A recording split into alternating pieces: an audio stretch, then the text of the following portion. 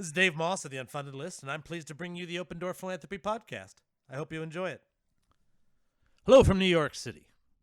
It's late July, and I'm spending the weekend at the Nexus Global Summit. Friends of the show will be familiar with Nexus because I talk about it a lot. It's an international network of social entrepreneurs and funders who convene regional summits in every continent and host a flagship event, the one I'm at, every year in New York City. I was one of the original organizers of the event and have attended every single global summit. And I think I've been to every U.S. summit as well.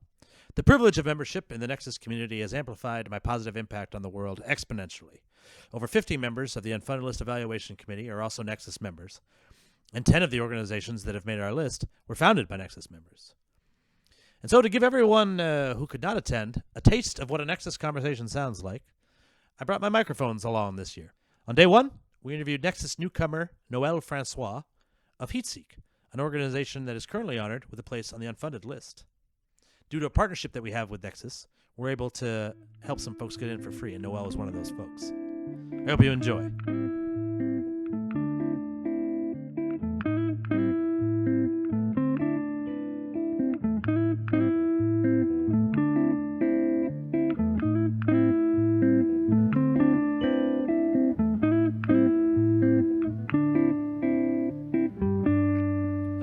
Hello. Hi. We're here at Nexus with Noelle Francois. Noelle is on the Unfunded List. Congratulations. Thank you very much. How did you get on the list? I got on the list, well, the way everyone gets on the list, by submitting a unfunded grant proposal. But the way that I found out about it was, I believe, a former Unfunded List person, Samir, right? Yes. Yes. So. Yeah, I forgot about that. That's very interesting. So Samir is involved with Transformation, who made our a previous version of the list. I forget if it was the most recent or a couple ago. But it's a very interesting organization here, and I can understand why you would know him. It was the first time I met him, actually. Well, it was the first. It was the very first time I met him. So he is. The first time you met him was when he introduced you to me? Yeah. Why did he? Because his business partner and I went to graduate school together. Oh, okay. And so they are working on a new project together that's all around like financial services for underbanked folks. Yes. And so Abby, his business partner, I had invited him to something at Blue Ridge Labs, which is our workspace and incubator that we had done. And they're interested in applying for the incubator. So I had invited them to that event, and we got to talking, and he's fascinating. That's very interesting. I want to get back to the exchange in a moment, but first I think you should say what is the name of your nonprofit on the Unfunded List for the folks. Yeah, so Look it up. I co-founded a nonprofit called HeatSEEK, which is dedicated to making sure that low-income New Yorkers have heat in their apartments in the wintertime. What else do you want to know? I think that's good for now. But just to clarify, it's a sort of a technical solution for low-income renters in Manhattan.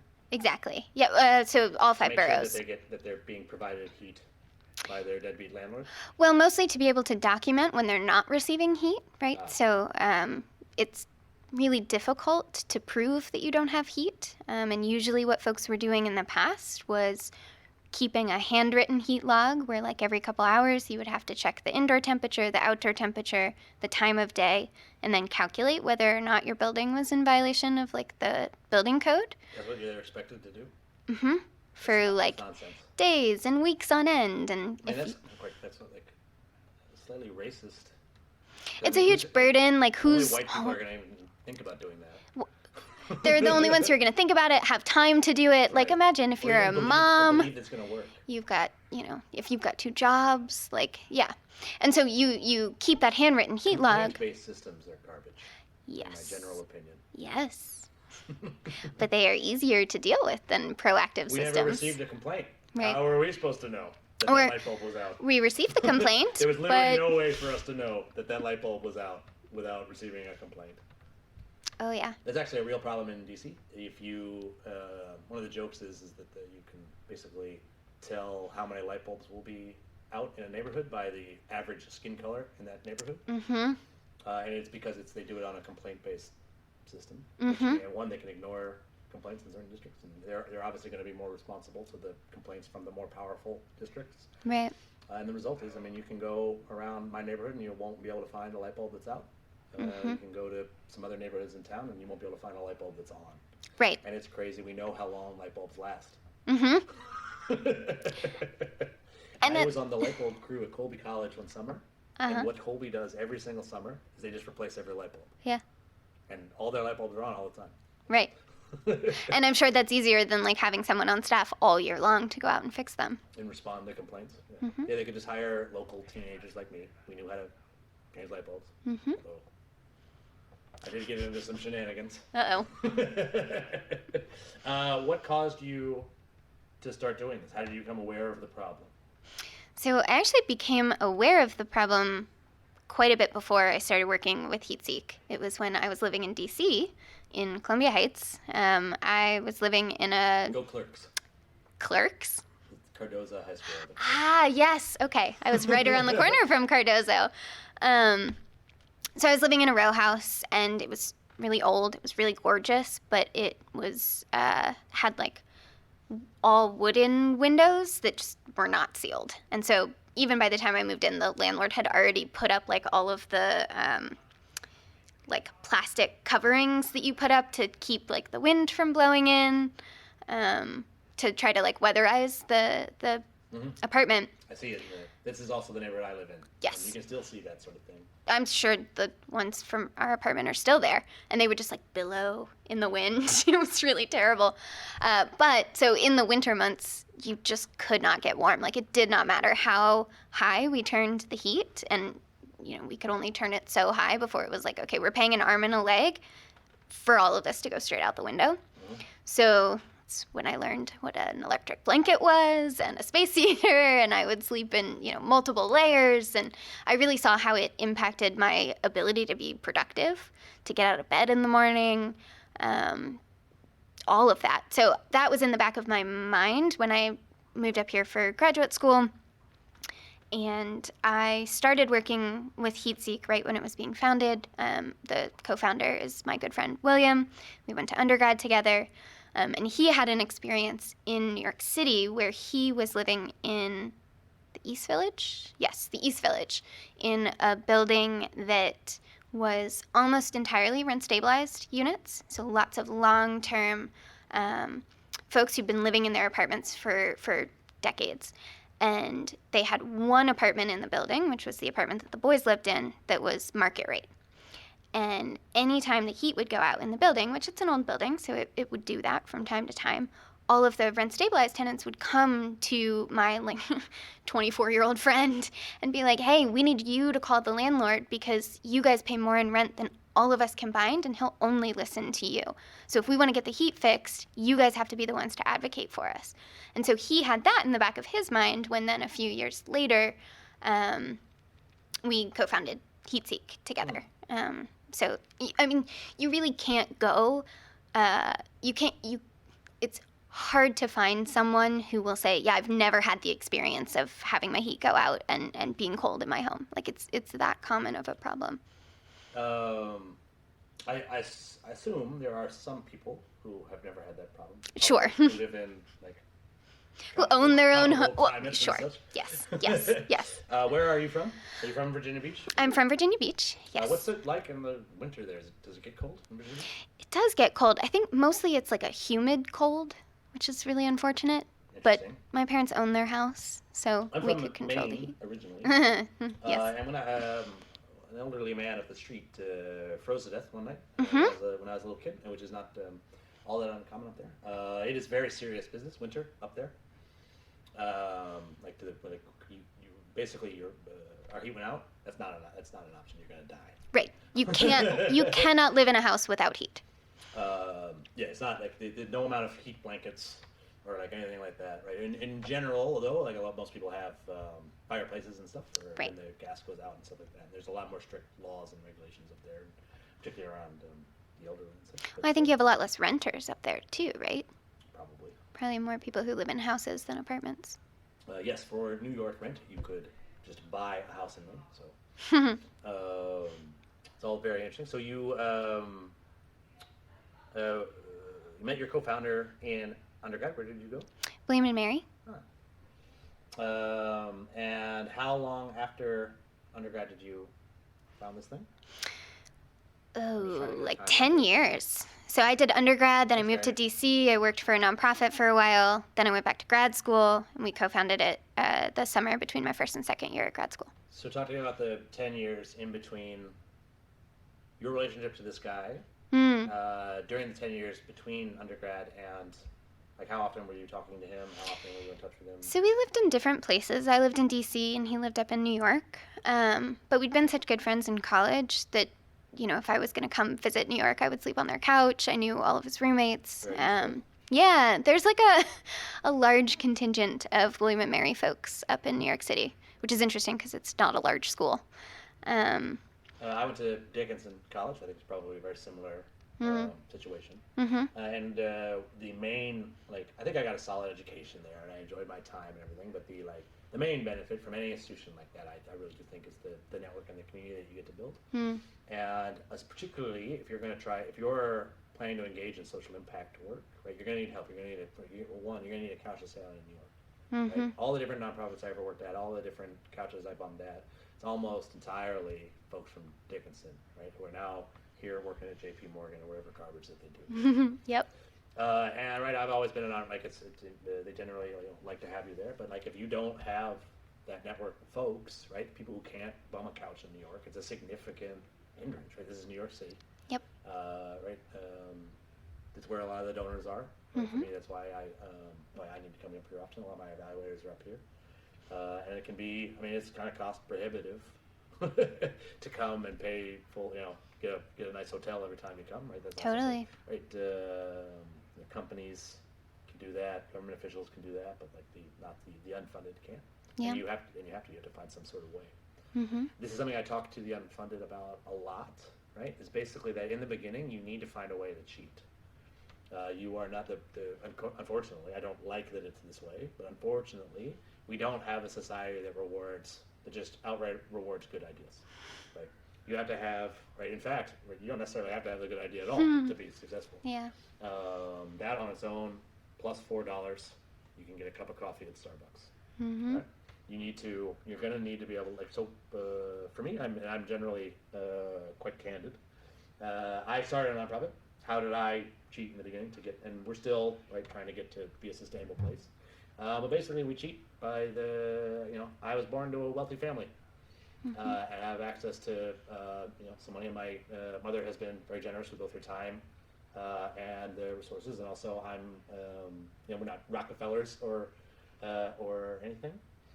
Or even Zuckers, but very comfortable, right? And that if it weren't for that, right? So, and also my parents were college professors, so Colby, where they taught, paid for my tuition. So I had no student debt. Yep. And so that meant I can work the salary.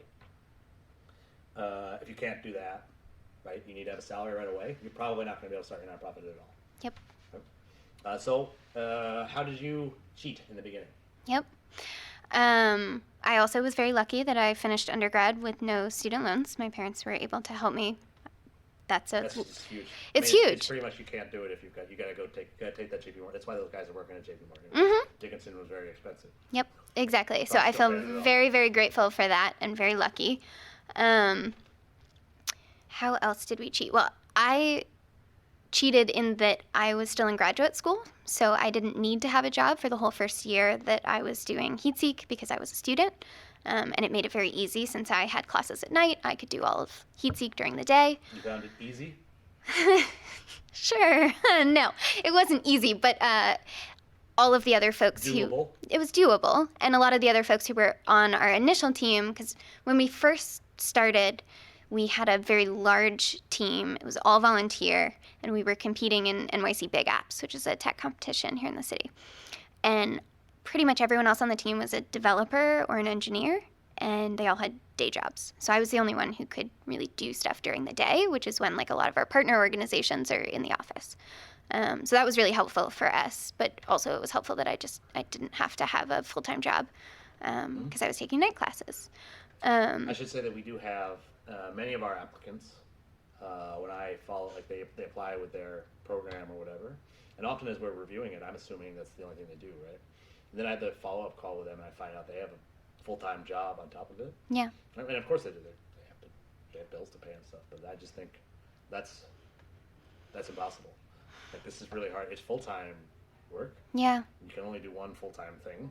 Not true, apparently. That's not what full-time means. Right? No, there are people who are like, I have 2 full-time jobs. No, you don't. You have 2 part-time jobs. Yeah. That's not what full-time means. Or you just don't ever sleep and I guess, yeah, you would have to give up, if you gave up your sleep, right? But then, quite frankly, if you're not sleeping, you're not doing full-time, you're not showing up to work. Like, your brain's not showing up, yeah. Yeah, for sure. Right? Like, we have, we're limited in what we can do. And generally, America has this culture around, like, work 100 hours a week or whatever. Yep. But if you look at there are European countries in particular, like the French are far more efficient per hour. Yeah. They take Friday afternoon off. Right. So do I. I work Saturday morning, but I take Wednesday and Friday afternoon off as often as possible. See, I feel guilty about trying to safeguard my weekends even. I feel like I should be working on the weekends, but you also need to safeguard, right, your mental well-being. Exactly. I realized that by the time Monday came around, if I was working on the weekend, I was still devoting brain space to HeatSEEK and not truly unplugging. And come Monday, I was far less effective for the whole rest of the week. I sometimes will also do like half day or just a little bit of work on Monday as well, particularly if I did a rough weekend. Yeah. The weekend can be great. Yeah, like, sure. You can't necessarily schedule meetings or calls, but you also don't get interrupted while you're working. Mm-hmm. I find if I put in 2 solid days on the weekend, I don't have to work that week. Yeah. Right? Or I can focus entirely on meeting with folks and stuff. And this is one of the, that's sort of one of the ways I cheat, right? Because in general, I think, it's not going to be, in the beginning anyway, it's not going to be 9 to 5 in an office where, one of the other big misconceptions from a lot of the folks that apply to us is, right, that I will get, right, I have an idea, I'll apply for a grant, and then we'll start doing the work. That is how they think the order goes. Mm-hmm. And I understand, but I think that'd be great if that's how the order went. And there's probably some people who've done that before. You would need to be a very well-networked and influential person to be able to get a grant before you have a project to show. Right. And I imagine this was something that you had to deal with. You probably didn't start your work off of, it wasn't just, here's your grant and let's get going. No. So can you talk to me about the very first funding you received? Or what? Yeah, we were really lucky. The very first funding we received was the prize money for Big Apps. Okay. So we competed it's a New York City civic tech competition. They change it up every year. So the year that we did it, it was 4 very broad categories. I think it was live, work, play, and wildcard maybe. So it was build a piece of technology that makes it better for New Yorkers to live, work, play, or wildcard, or literally whatever else. But we entered in the live category. This is a very common thing for cities to be doing now. Yeah, running hackathons and running projects like this. 2050. They've got all kinds of incubators and accelerators. The city has a bunch that they've partnered with NYU and the engineering school out in Brooklyn. Is there anything in DC? I'm asking Margaret now. Yes. I don't know there's Startup Grind and there's a hackathon too. Yeah, Startup Grind, and also and a lot of interesting incubator programs like that. There's an accelerator in DC too that I'm blanking on the name of. No, it's I'll think of it at some point. But yeah, there's definitely some stuff down there. There is, and we have some of my evaluators are very, and I kind of share their concern, very nervous about prize philanthropy and also fellowship philanthropy. I've seen several programs that because prizes and fellowships and things like that, right, while great, are not sustainable sources of revenue. And so there are sometimes you'll see a group that becomes very good at winning prizes. It has no other way of bringing in revenue. Right. And there's only so many prizes, right, that you can get. So eventually, right, they get all the prizes, and then they don't get any funding ever again because they can't get those prizes again, and they never learned how to do regular fundraising. Well, and also just think about how much time they spend crafting their pitch to win those prizes versus actually doing the real work. Yes, that's true. And I would say some of these prizes have gotten a lot better with how time-consuming it is to apply to them. I mean, some of when this stuff first came out, and you'll still see this sometimes, right? It's just so burdensome to apply to this But so we've had a few folks from the list win the We Were Creator Awards, Mm, which you mhm. might consider. I think you may have missed. Did you apply for? Not the ones that were in New York. Our good friends actually won the New York one like a year and a half ago, I Oh, think. really? Yeah, Oh, neat. Just Fix. Cool. But we had a they group have one called coming up. Simplets that won in London. Oh, cool. And I think probably some more folks will when it gets very aligned program. But just to let you know, it was a little bit weird because it's called the Nashville Awards, but anyone on the East Coast was Right. Is that already done? I believe the deadline was July 20th. Oh, shoot. But I know the director of the awards, Hmm. and she likes the Unfunded List. Oh, fantastic. I can't promise anything, but Sure. maybe we can. Their applications are super quick. In fact, Yeah. the thing that takes the longest is you have to do a 90-second video. I think I can handle that. And you'll have to do it on your iPhone real quick and get that in. I know sometimes people might that's the thing is they say just do it real quick, right? But for me that would be very stressful because Yeah. I wanted this is the video, right? We got to do it right. Right. And you're right. How much time they write on the pitch and everything, but it wasn't overly. There's not a whole lot of questions and everything overall. It's a very quick. See, I love that. And it's great. And it's one of the. And it's a thing that We Were Creator Award could be a way to cheat. For instance, but you're not going to keep winning it over. and No, over of again. course not. And one of the things I've seen some folks who get that prize, and it also comes with free office space. One of the things that was pretty interesting is they, at the end of the year, they didn't have an office anymore. This is very unsustainable. Mm-hmm. Had that problem before. Yep. But I mean, lots of obviously it's better than there not being any of these things, right? Then there'd be fewer opportunities to cheat and stuff. Right. But have you had, so other than the prizes and stuff, have you looked at any of the other sectors of philanthropy, foundations or individual donors or perhaps government grants or things like that? Yep. All of the above. So after we did Big Apps, we kept working as an all-volunteer team for about another year. That's when I was finishing up grad school. And then we got into, it's called Blue Ridge Labs at Robin Hood. It's an incubator. It's the labs. Robin Hood Foundation? Yep, it's the labs arm of the Robin Hood Foundation. And so it's sort of their tech lab. So all of the projects that come through the lab have to be focused on eliminating poverty in New York City because that's Robin Hood's mission. Yeah. So it's all social impact technology projects. That's very interesting. Yes, it is wonderful. I think you getting in with Robin Hood is a very good idea for you. Yes, although making the leap from labs over to Robin Hood proper is challenging. No, it'll be a long and slow process, and you'll have to be patient. Yes. You should look for opportunities to get people who work there involved in what you're doing. Right. If there are volunteer opportunities or things of that nature. Mm-hmm. I had a call with the folks at Robin Hood once back, a few years ago. And really interesting, Jeff Bezos' brother works there. Really? Yeah. I did not know that. Mark Bezos. At the New York office? Yeah, he works at Oh, Robin that's Hood. funny. He's director of partnerships or something. Oh, wow. I had a really nice call with him. Nice. It's a really big foundation here. It's the right, and also just being involved in that network, right? You're gonna every donor who cares about your issue goes to their gala each year and stuff like that. So this is very good. Mm-hmm. But I also think the big city, right? There's probably some individual smaller family foundation folks that might not be as famous as Robin Hood. Right. Right. What are you doing for So those that's where we have tried a lot of things, but really kind of struggled is figuring out how to navigate that system, how to even do that research to find out what the family foundations are and what they fund. Not all of them even have websites. Hardly any. Yeah. And then even just knowing I'm a rando from Virginia Beach. How am I going to start that conversation with someone? And yeah, as an introvert, networking is always a little bit challenging for me. So trying to think about ways that I can, get in the room with the right people is always hard. So there are Robin Hood Foundation is a professional foundation with many staff. Right. Many. And then there are there's hundreds of people there, I think, which is very unusual for a foundation.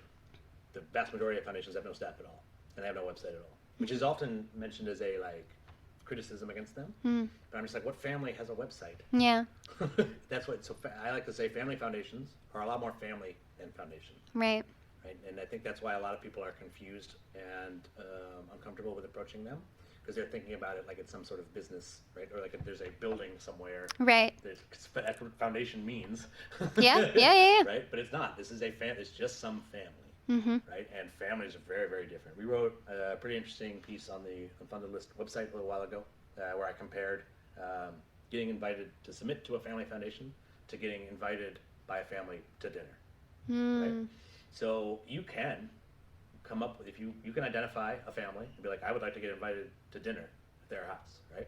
And how are you going to do that? You're going to be much more better suited to figure that out than you would how to get invited, right? Because you've been to dinner before, you understand that process a lot better, right? And like, so one, you're not just going to show up at their house and knock on the door and say, hey, can I come in and have dinner? Or you can't call, be like, hey, I'd like to come over for dinner tonight. Yeah. Right? Those things probably won't work. However, there are some families that might be like, yeah, come on in. Right? They could, but this probably not a great strategy, right? What would work, right, is you meet one of the family members and prove to them that you're a valuable and interesting person, right? And then wait. Yep. Continue to be a valuable and interesting person, and eventually you might get invited. Yep. For the large part, it is their calendar and never your calendar, which is probably one of the most frustrating things for someone like you. Right. I have been asked this question 4 times today, actually. Right, that a lot of people are aware that like the best way to approach a foundation is, build a relationship, go slowly, prove your impact with numbers to them, right? And then I get this question a lot. Like, they're aware of that, and they say that they know that, and they're doing it, right? But then they ask me, like, do you know any foundations that are capable of like moving faster than that, responding to emergencies, things like this? Yeah. And I say no. That's not what foundations are for. Individuals can do that, which is, not for nothing, about 7 times the philanthropy of foundations. Individuals gave like $400 billion last year. No one knows? All right, so I'm looking around. I think that's about right. You can check this. This information is, the IRS makes this available. But in general, individuals are giving 7 times what the foundations are giving. Right? And an individual can do it just like that. He doesn't need to, some people need to check with their family, right? Family, all the time. But there are individual philanthropists here in New York that that would be a very good fit. But they're even harder to meet than Right. Right? No, like most individuals don't have a right, but you can sort of learn what your profile is, right? And I think in New York there may be a number of profiles that someone like you might be able to target, right? People who understand the real estate space, right? Perhaps work in it, or often made money in it. One of the awkward things about philanthropy is oftentimes philanthropists are trying to they know that their image needs some rehabilitation. Right, and you need to and this is a fine way for them to do that. Much better than just hiring a PR firm, right? And probably more affordable. Right. Another thing I wanted to talk to you about is that you do have it's a tech solution. Yes. Which is another thing that foundations are very ill-suited to. Yes. Very few of them have board members that are aware of even what an app is. I can tell you that I only barely know. I can assure you I'm the only member of the Moss Family Foundation that has any idea. No, I bet Fred knows. Interesting question. He used to be a ham radio operator. So totally. He might know. He will know. He might know some stuff, yeah. He would be pretty interested when you do it, so actually tell me about it. We've done a lot of stuff with radio signals and sending data over radio. Yeah. Oh, that's very interesting. Yeah.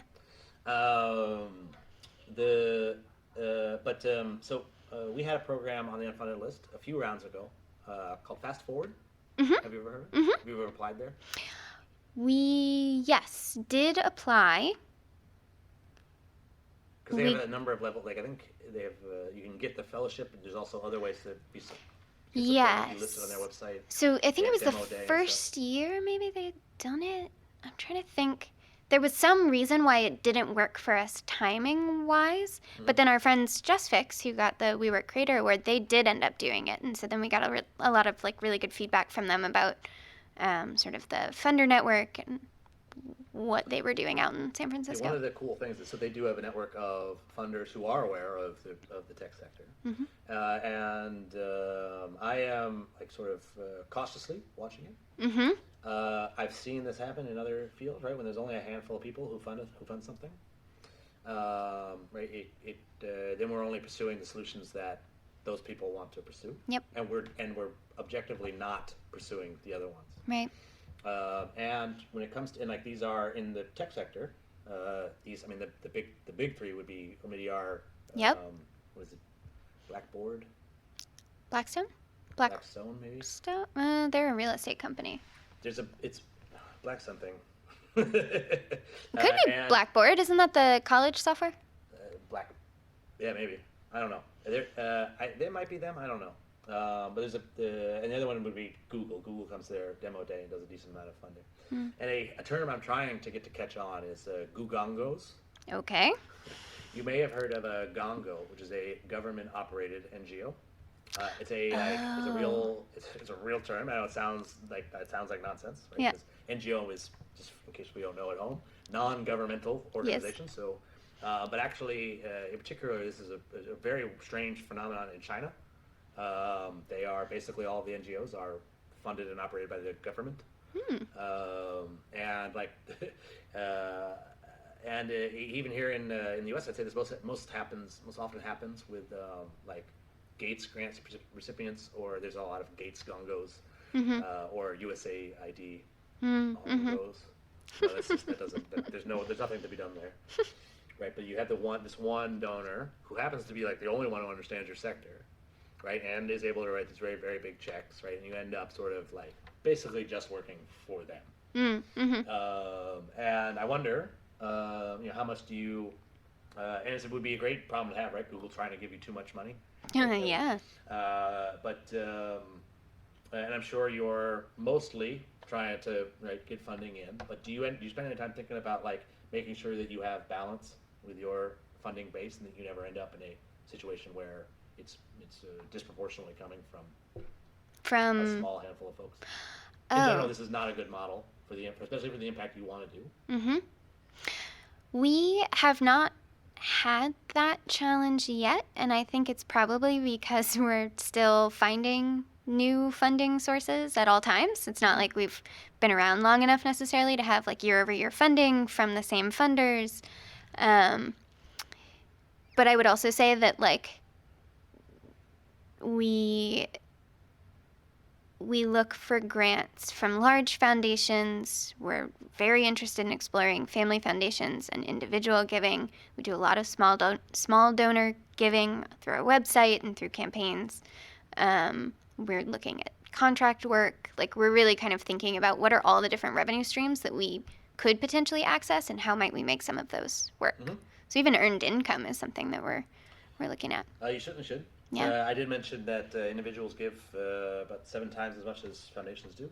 I should point out that nonprofits bring in, actually it's pretty close to 7 times in earned income than individuals give in philanthropy. Yeah. There's a really big misconception that that nonprofits are mostly funded with philanthropy. Yeah. I think 75% of all the funding is actually just them making money like any other business does. Right. You think Dickinson charging whatever Right. $75,000 they could charge Hospitals, nonprofit hospitals. Charging they're almost all nonprofits. They bring in a lot of money, and they have grants. Yep. So that can I think and it gives you some that can help you if you're in a situation where you're becoming a Gugongo or a Omidyar Ongo, right, or a Skolongo. Omidyar does not fund hardware. He does. Well, his foundation doesn't. I bet I can prove that they have. We actually can. We can pull the 990 from a Omidyar network, and I bet we can find at least one piece of hardware that is funded. It is lots of nonprofits, because they don't want to field too many proposals in that area. We'll say we don't fund that, right? Yep. But I bet if Pierre Omidyar says, I want to fund this thing, they're going to do it. Yeah. It's his money, right? They can always, that's the thing about these hard and fast rules that foundations claim to have, right? There's usually a billionaire in charge of this outfit who is perfectly fine with breaking his own rules if he wants to. Right. Right. But Joe Schmo, me from Virginia Beach, can't influence him to change those rules. You need to be, I think that's when you need to start being, right, one, don't believe him, but also don't argue with them, right there in the room or whatever. Sure. Right? Keep them on your radar, right? Keep trying to prove that you're a valuable, worthwhile person.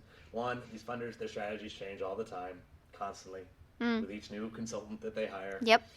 There's a new list of things that they do not fund. Sure. I used to, some of the folks that listen may know, run a satirical website. It was mossfamilyfoundation.org. I took it down because it was very confusing. And one of the funnier bits on the website was our list of things that we do not fund. Right? One of the things on the list was anything. But capital campaigns, general operating, restricted funds, anything. Right, and sometimes that's what those lists look like. I look at them. I got inspired to do that because I saw a real version of this, and I couldn't figure out what they did fund. It looked like their list of what they don't fund was covering everything. One of our previous funders has now transitioned to be an operating foundation where they don't give out grants at all. They just do their own work. Interesting. And that's very difficult for their grantees, I'm sure. Yes. So I am I've been on the foundation side of things, and so just to sort of give some context as to why they behave this way. I mean, it's a lot more difficult to be a philanthropist than one might imagine. Sure. Obviously, the money, making sure the money gets there, that part's not difficult, right? But making sure you accomplish the change you want to accomplish is one of the more difficult things to do. And there are a lot of people out there fundraising, and saying no is very difficult as well. One of the reasons why foundations don't give feedback that makes our program necessary is because when you're the funder, giving the feedback is like an invitation to argue your way back into the grant. Especially with one of the reasons why the Unfunded List needs to exist is so that we can provide feedback to these folks. When you're the actual funder, that's very difficult because it's just an invitation, right, to argue with the feedback. Particularly here in America, where we have a problem I've recently been aware of, and my parents are professors, so I've got some pretty good insight from them. They call it the A student problem. I'm an A student. This B+ must be a mistake. And I'm here now to explain to you, Professor Moss, why you've made a mistake in grading me. Which, I suppose that must work with a lot of professors. I can assure you, no one will ever have Professor Moss in class again, unfortunately. Neither one of them, they're both retired, but anyone who did will know that approach does not work, does not get your grade changed. In fact, Wang got sued a couple times over that. Wow. Someone brought in a note from their doctor saying that he needed extra time on a test, and she was just like, I don't care. You bring as many notes from your doctor as you want. Colby's a private school. I have a PhD in French. You're paying me to do this. Yeah. But you can see how they got there, right? It's a career. They're obviously, especially in high school, or particularly the fancy private high schools they might go to. This definitely works. Sure. Right? And it's become part of the system, right, to come in there, right? And then they get rejected by a grant, right? And they try the same approach. Right. It actually happens with us sometimes, right? If somebody doesn't make the list, right? I offer everybody, whether they make the list or not, a phone call with me to talk through the feedback, right? And we do introductions and connections and stuff, even for people who don't make the list, right? I try to keep the list very exclusive, as you know. I also try to make sure I'm highlighting, right? Because who's going to look through a list of the Forbes 30 under 30 list actually has 900 names on it, and I'm sure no one actually looks at everything, right? I want the Unfunded List to be accessible and an interesting, right, half-hour read, right, for most folks. But sometimes people, instead of trying to talk to me about how I might be helpful, right, they're trying to talk their way onto the list. Yeah. And it was really confusing to me for a while, because I was never like that. I didn't care what grade you gave me. I certainly wouldn't try to go argue it up. I'm sure I never did that once. And so it was when the first few times it happened to me, it was very strange. But I can tell you, in general, in the philanthropy community, when we talk about this, the best practice is to not give feedback. I attended a training on how to say no early in my philanthropy career. I was really excited to attend it because this has been a problem that's been on my mind for a long time, and I was working as a fundraiser at the time, and I didn't find the reductions I was receiving particularly helpful. So the man's name was Dr. Solomon. He and a guy named Charles Bronfman wrote a book called The Art of Giving. So I was kind of excited to go to this and see how they were working with the folks that they do not fund. And while so I do admire both Charles and Dr. Solomon. I did find this presentation a little bit disappointing. It was not really. It was more about how to get them to go away, to not bother you. Right? And what he told me, I remember this metaphor. It's one of the most interesting ones I've ever heard. Right? He said, saying no to a funder is like dropping a large metal ball into some sand. And you want that large metal ball to be as smooth as possible. Can't have any cracks or handholds on it or anything. So that when the person you're rejecting tries to pick it up, right, it just keeps rolling over in the sand. You can't get it. You can't get a grab on it, and it just keeps and a crack would be, right, if I were to say, I'm sorry, we're not funding your program because we don't think it's sustainable. Well, then you can pick that ball up and say, but it is sustainable, Dave, and here's 9 reasons why. And then you have not gone away. You're still in my office, and I now have to deal with your 9 new reasons. And I have long before this decided we're not funding you. So it's not a great situation for me to be in. Not particularly helpful for you either. And I can't necessarily talk about anything I were to say, you're going to take as, well, this is what I need to do in order to get the grant. And that's not necessarily the right way to go about it. But you do need feedback on the ideas, right? So that's why we set up our program the way we did. And I've been in that situation as well. I was on the board of something called the Slingshot Fund. And we give, so we put 50 groups into our guide every year. It's a Jewish organization. It features innovative Jewish projects. And 50 make the guide every year, and we gave grants to 7 to 10 of them each year. And there was a giving circle of young Jews that made these grants. And one of the more fun parts of the year was when we got to make the call to tell them they were getting we gave $40,000 grants there. So, and oftentimes, I remember we gave a grant to Hala for Hunger, and their budget the year before that was $19,000. Yeah. Now they're a big global organization. So I got to do some of the yes calls, and they were very exciting. And then one year I was like, well, I'll do all the no calls. And I had assumed that the staff was doing it or somebody else was or something. They were like, oh, we don't do we don't do no calls. What are you talking about, Dave? But it was very interesting. So I didn't work at Slingshot. I was just part of the giving circle. We had already made our decisions. They understood that. Right, but I also did. They understood that because I was involved with it, I knew other people in the world. Right, I could introduce these folks to some. I was very interested in a lot of their work. I remember I did some of them were in my back then. A couple of the programs were in the community where my grandmother lived, and we had a nice. There was a program called Gateways out of Boston. We went by and had a tour with Grandma, and I think she ended up making some gifts. And that was entirely because I made these no calls. But it was really, really difficult. Yeah. A lot of them did try to argue the way up. And it's just a really bad, it's a tough situation to be in when you're on, it's tough on both ends of the phone. Yeah. And I've had to do that as well. I don't know who these aggressive fundraisers are who are trying to argue their position, though. They're out there. I don't want to name any names. Benjamin. I doubt Benjamin is listening to my podcast anymore. No, I really liked Benjamin's project, and I really wanted to help him out, but he just kept trying to tell me why my evaluators were wrong. And eventually I was just like, listen, we can spend this time that way. I'm not going to pass on what you're saying to any of them. Right. Or we can talk about how I can help. And he chose A. And you're right, I don't really understand it. I think some people are saying you have to ask, right? I think some people are getting that, you need to be more aggressive, right? You really need to get in there. Don't take no, that's what they're hearing sort of, or they have that in their head, right? And, they were an A student, so.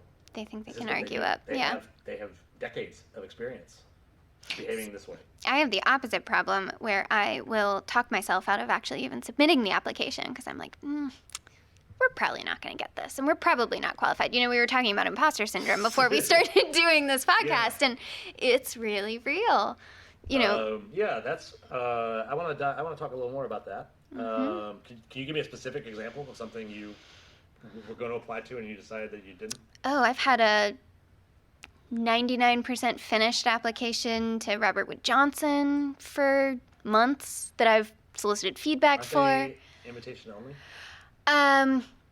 They So have you were invited to submit? no. They have one section of their giving that is their Pioneering Ideas grant, which anyone can submit to. But it's a cattle call. I mean, we've actually gotten some funding from.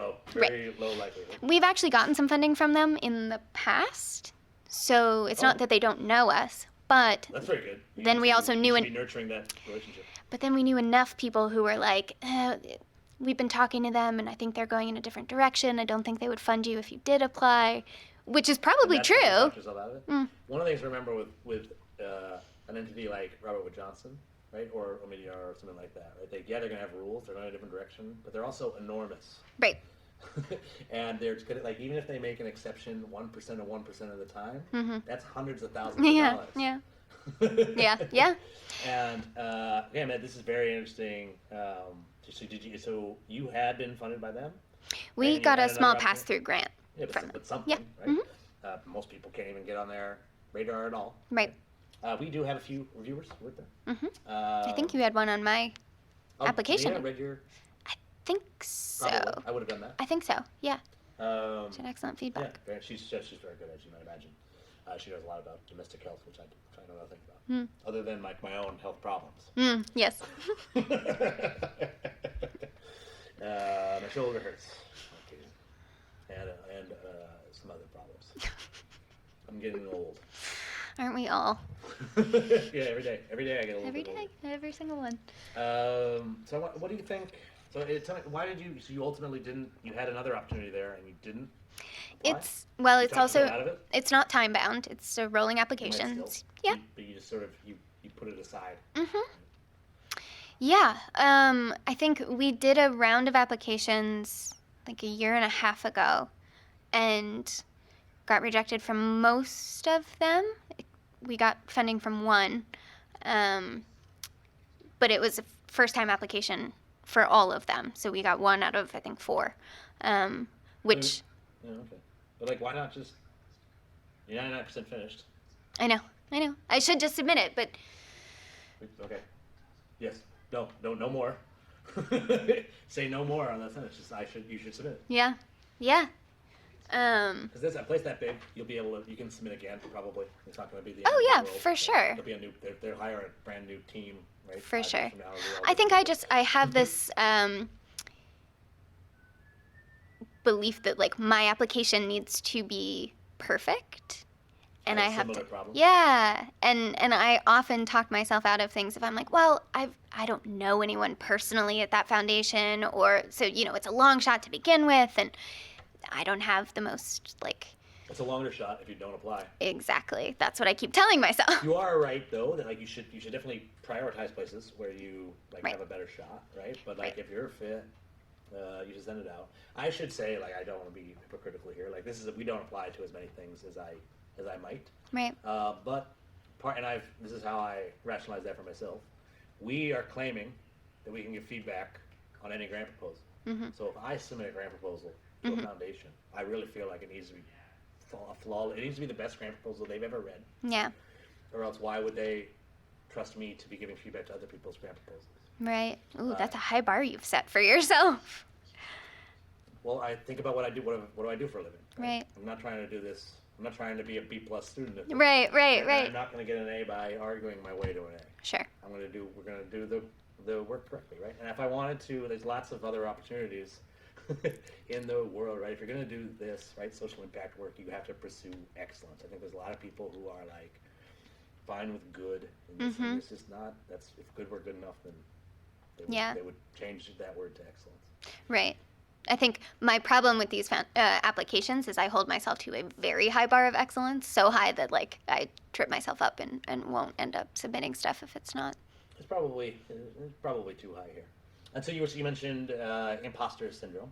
Talk to me about the role that plays in your applying for funds. Do you often think you're an imposter? Yeah, absolutely. Especially because I don't have a background in fundraising, and so much of fundraising is relationship based. I think it's very easy to think, well, someone else must have a better in, or know this person better, or they've been getting funding from these people for years. There's no way that we're gonna, even be a blip on their radar.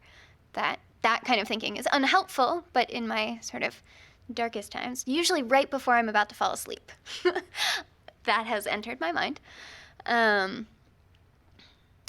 Yeah, and I think also, I have a master's in public policy.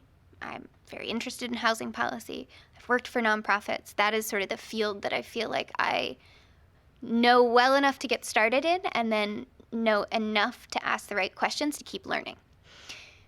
Fundraising is not something I have any background in, and so it already feels like something that I'm like pretending I know how to do, and I really don't. I think part of it too is I'm just talking it up too much in my head of like it's this thing that you have to be really good at before you can even start. But I did read somewhere that it's a very gendered thing too, right? Like I can tell you, men don't say none of the stuff you just yeah. said do men say or think. Right, exactly. I certainly don't. I have a BA in theater. Yeah, right. And that's it. Well, and that's the thing. Like, who are you, Dave? I mean, I don't let it. I have no background in tech. This is very fascinating to me. I had to go through it with the text. You have a master's degree in public policy. You've worked at a bunch of nonprofits. You obviously know what you're talking about. Your proposal is clearly good. It made the unfunded list, which is difficult to do. I'm not the one who. I'm not necessarily the one who decides who makes the list. Right. Like, it's just, this is weird to me. What we were talking a little bit before, and I've asked some of my other guests this season. I've been thinking a lot about the concept of unlearning. I heard recently, and I really can't remember who told me this.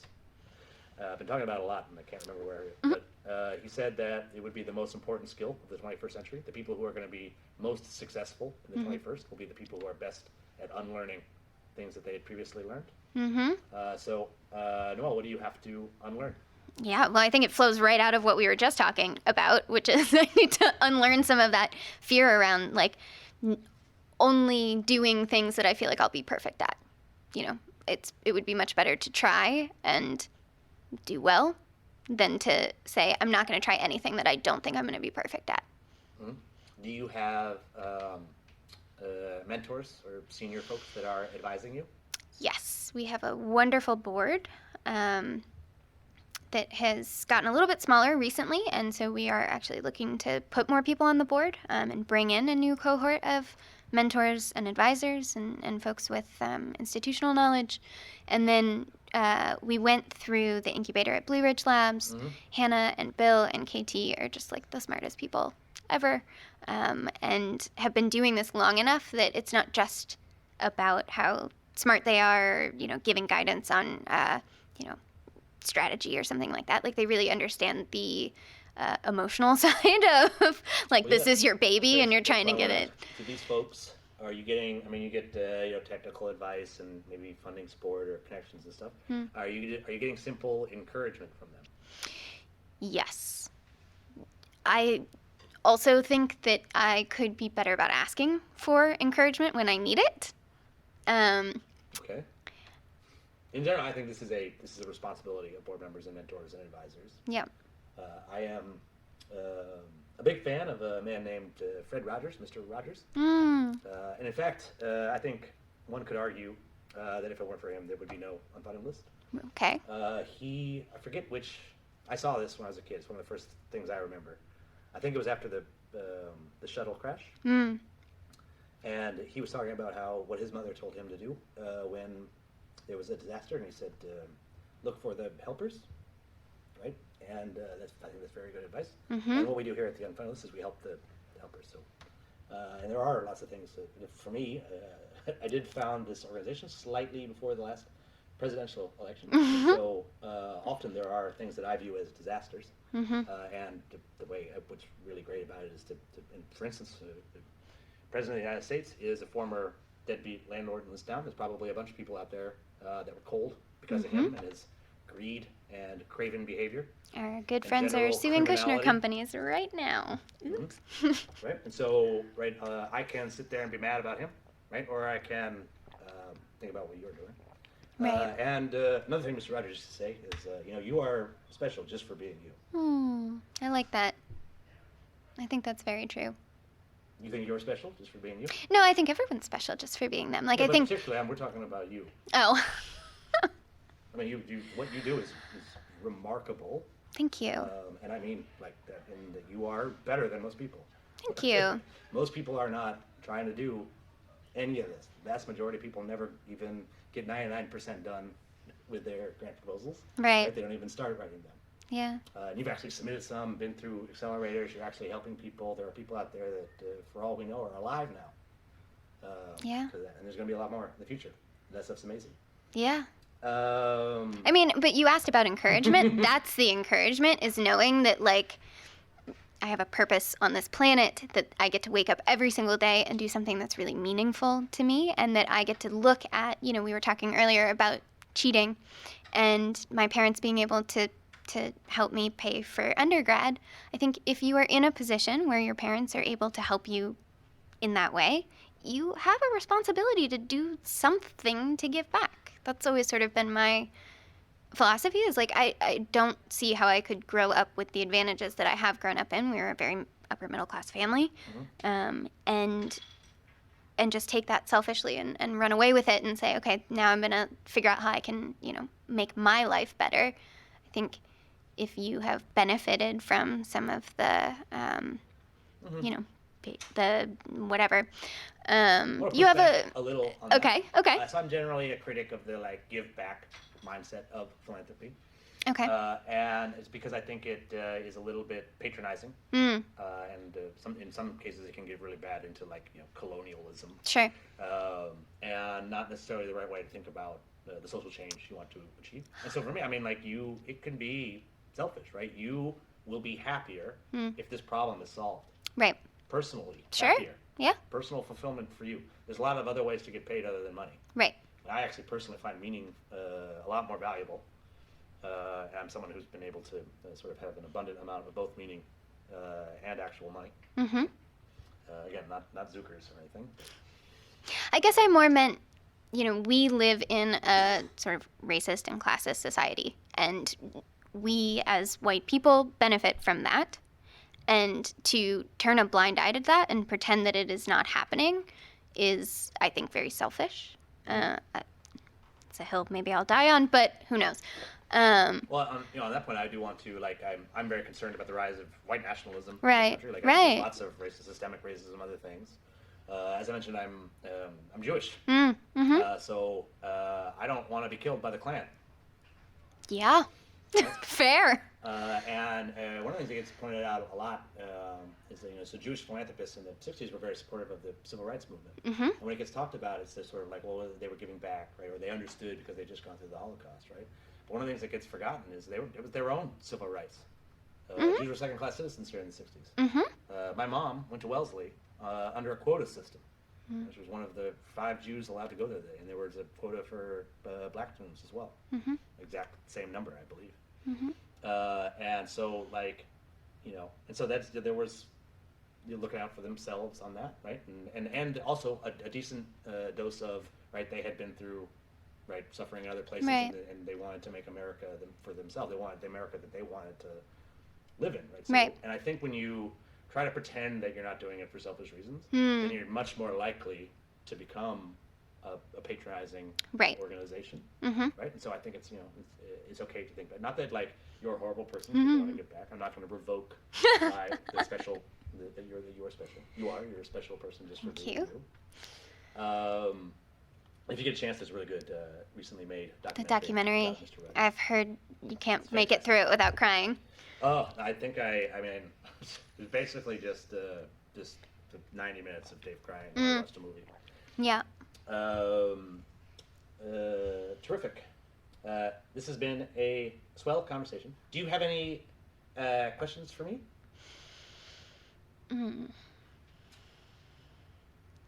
She's thinking. I have a lot of questions for you, so I'm trying to narrow it down. Okay. What advice would you give to, because we talk about this a lot at Blue Ridge, because a lot of us are first-time entrepreneurs. What advice would you give to someone who's trying to break into the social entrepreneurship space, who doesn't come from a background with a lot of built-in connections and who's trying to organically, authentically build up some relationships with folks who might be interested in supporting their work? Yeah, good question. So a couple things. I have one sort of blanket piece of advice that I give to any entrepreneur who's asking me for advice. And it'll sound a little snarky, so I apologize. But it's going to be harder than you think. That's not snarky, that's just real. One of the better pieces of advice I can give anyway. And I think I see it a lot, especially in the proposals that we read. People and their fundamental problems that they thought this was going to be simple. I hear a lot of people saying this is going to be low-hanging fruit. And I've learned over the years that's a big red flag. Particularly, like I've worked on an anti-corporal punishment campaign a long time ago, and some people this would happen often, right? Someone would find out that corporal punishment is still legal in some states in America, and assume that we're just one campaign away from ending it, right? I have someone say, "Well, that's low-hanging fruit. Obviously, we shouldn't hit kids, right?" Well, go to Mississippi and talk to a principal about that. He's going to have a different opinion. There's a reason why they're still doing it down there. They're convinced it's good. Right. This is an intractable issue. If you really want to work on it, it's going to take decades. Right. And so I've seen donors come in, organizations get started, thinking that it's going to take 9 months. Yeah. Right, but you got 19 different states, 19 different laws in the books, right? 19 different governments basically to deal with to get this out of there, and basically no impetus to do it. The people who are getting hit are the least powerful people in this country. Yes, We're and talking about non-voters. Black boys going to Right. public school in Mississippi. Right. He's got absolutely nothing he can do about any problem in his life, which is very unfortunate. And the other thing I would say, right, for people who are trying to break in who don't if you want to, you can build connections by, I think. Like I was talking about being a valuable and useful actor in the space, right? Have them think that you want them to be thinking that you're someone that they can call on. Right? That with me, lots of times people want advice on something or whatever, so I'm on people's radar a lot. Right. And I would say be genuine. Everybody can sense inauthenticity, and there is a lot of it in this space. I hate it. I'm one of the only people that will call it out when I see it. Other people will just not like you and not tell you why. Right. Yep. Right? And so you can't, and on that front, you need to know not everybody's going to like you. In fact, if everybody likes you, you're doing something wrong. Right. Right? And what's probably true is they don't all like you. They're just not telling saying you you. about it. They do. Yeah. Right? Yeah. And so be candid about the things you're like. If you think something's racist, say that it's racist, and that's going to, some people are going to be upset by that, but other people are going to value you for it and be much more likely to want to help. Is there anything for folks who might be listening, who might be interested in HeatSEEK? Obviously, you might want donations or grants or things, but is there other? You said you mentioned building your board of directors. Yes, so we are building up a board of directors right now. We're doing it slowly. We have a prospectus, and we're doing interviews and really getting a sense of what people want to bring to the organization in addition to what they're looking to get out of serving on the board, and then trying to find individuals that are a really good match. So if folks are interested and they think they have something that they can bring to the table, I'd love to chat with them. They can definitely go to our website, HeatSEEK.org, and shoot me an email. Terrific. Thank you very much, Noelle. Thank you. I hope you enjoy the remainder of the Nexus Summit. Yeah. It's been a pleasure chatting with you. If everybody at home wants to learn more, as Noelle said, it's HeatSEEK.org. And good luck with your funding going forward. Thank you so much. Thanks for this.